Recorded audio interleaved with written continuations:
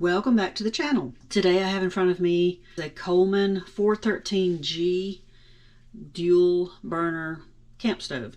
This camp stove was manufactured in March of 1970, and the way I know that is that it is stamped on the tank, on the bracket here, the little tab that slides on the front of this that holds the tank. It's got 370, so that's 3, which is March of 70.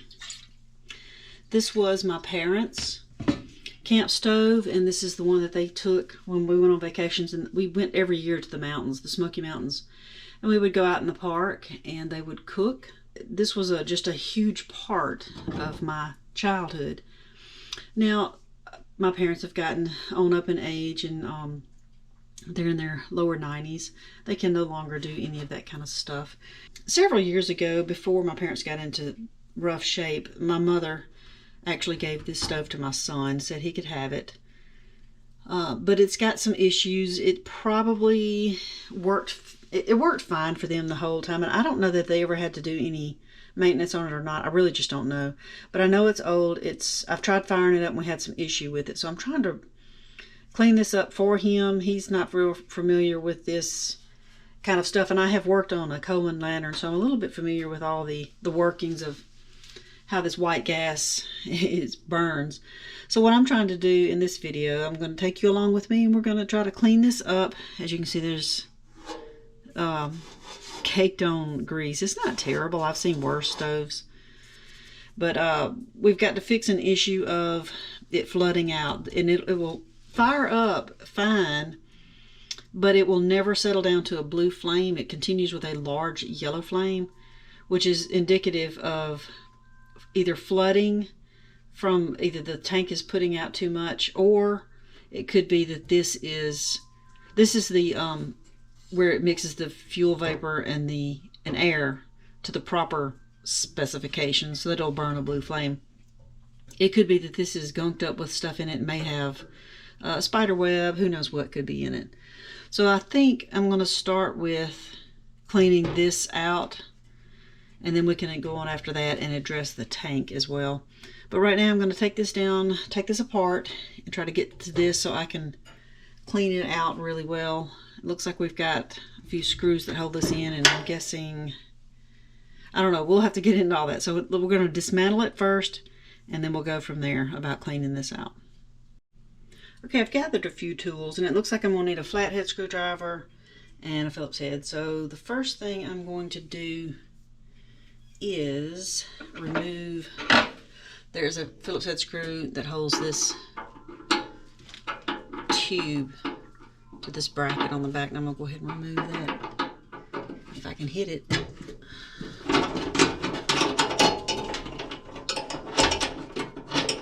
Oh, what's on the other side? Oh, okay.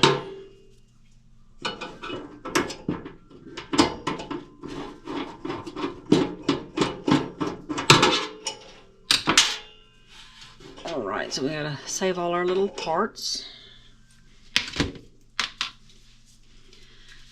And besides that holds the tube, I'm gonna have to access this under here. Now on each end of this plate here, there are 2 Phillips head screws in it, so I'm going to remove those.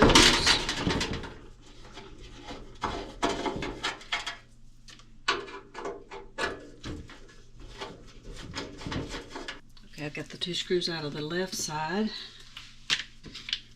and I've got 2 on the right.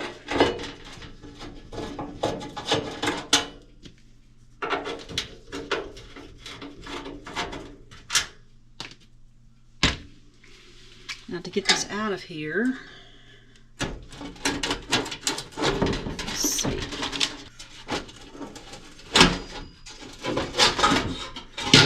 And we'll have to slide this. On this end, we've got the rod that has the little finger twist thing that turns that burner on and off. And I've just got to slide it, get this up, slide that through the slot there. So we have that loose.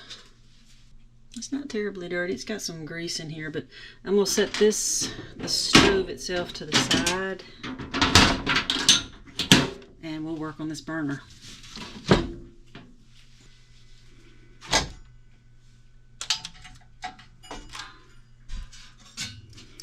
Okay, I'm going to separate the burner tubes, both burners, from this bottom plate. Alright, that's a, what does that say, 7/16.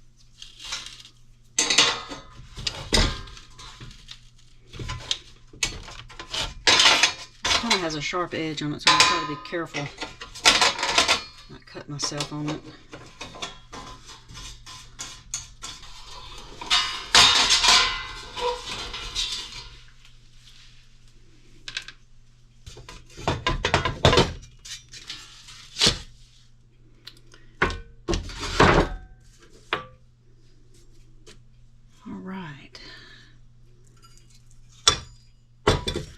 Take this off, especially this one.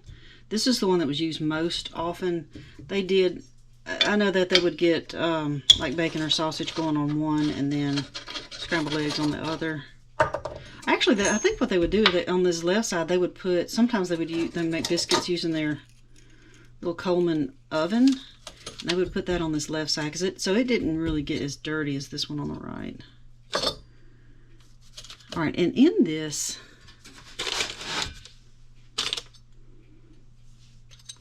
there's a variety of plates. Let's look at them all. So we've got that was on the very bottom.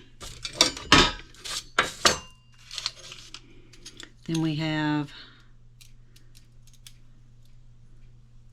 a looks like corrugated plate, and then another flat plate, corrugated, flat. So these are just alternating. I'm just going to leave this all together. I'm not planning on cleaning all this up because, I mean, it's really not that dirty. It doesn't appear to have any corrosion blocking the airflow through there. So I'm going to leave that alone. I will eventually clean this up, just get the black soot out of it, but I think I'm going to just set all this stuff back together.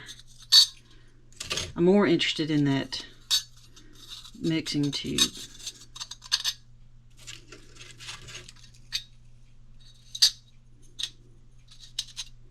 So we will just set that aside. I'm going to take a look at this. I probably need to get a flashlight.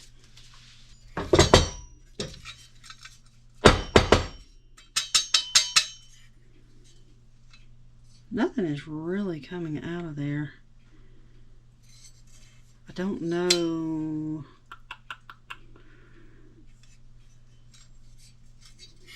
Let's see.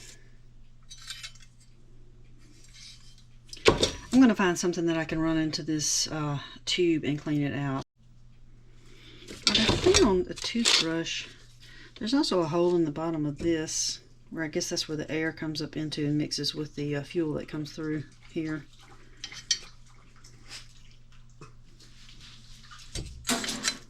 Good grief, that dog.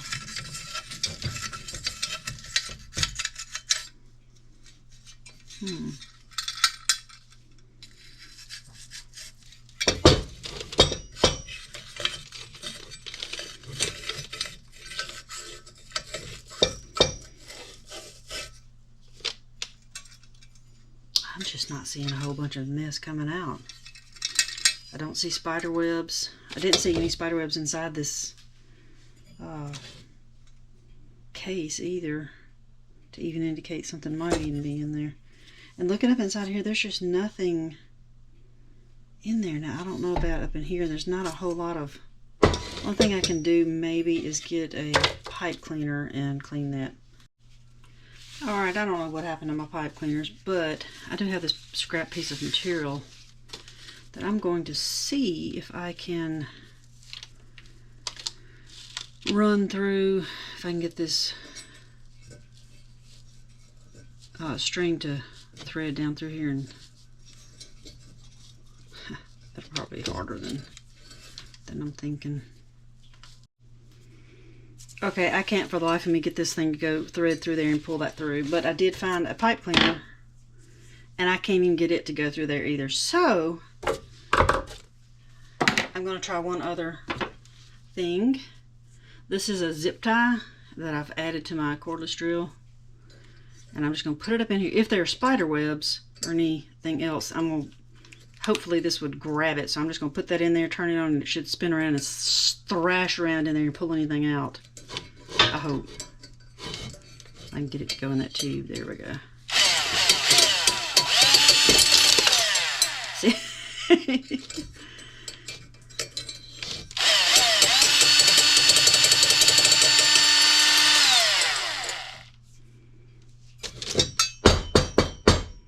Not knocking anything loose. Let me go into the bottom here. I'll do the same thing down here. Ooh, look, I got that to thread around. Oops.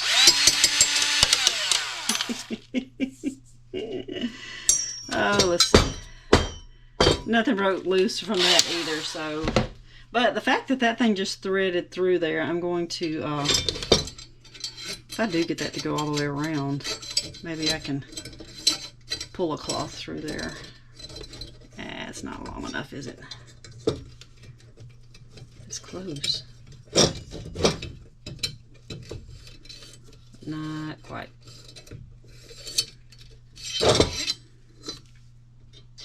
What if I were to do that direction?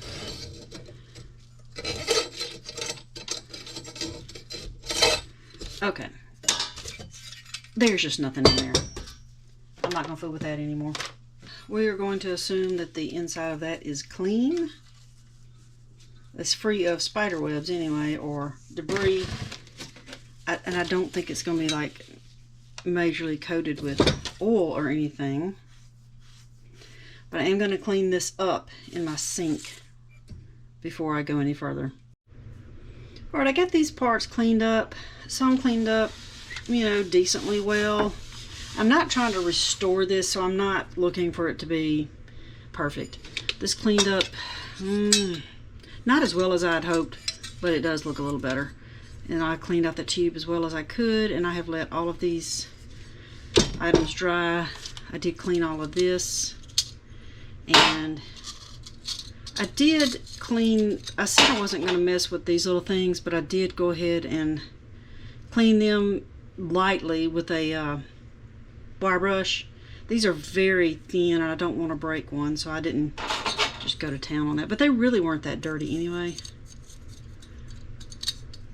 I'm going to get all this put back together and reinstall it in the stove case. Let me get the stove case back up here. I have wiped this down a little bit. I'm not, like I said, trying to restore it. Honestly, since my son's going to be using it, I don't expect him to, I hadn't wiped that up, but I don't expect him to take care of it or clean it as I would. So I'm not going to put a whole lot of effort into making this look brand new. I did wipe out some stuff and knocked rust off of these other parts. But like I said, I'm not going to try to take this back to new quality. This right here I did rub on this. This is not coming off. I think that's due to heat and grease. But it's nothing on it now. It's just discolored from the heat, I'm pretty sure. Alright, let's get it put back together.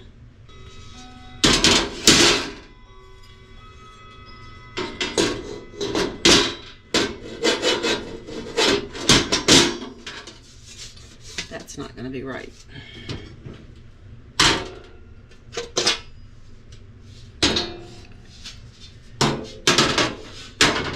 Pretty sure.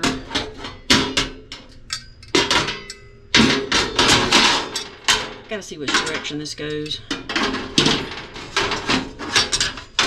Right. It's going to be that direction.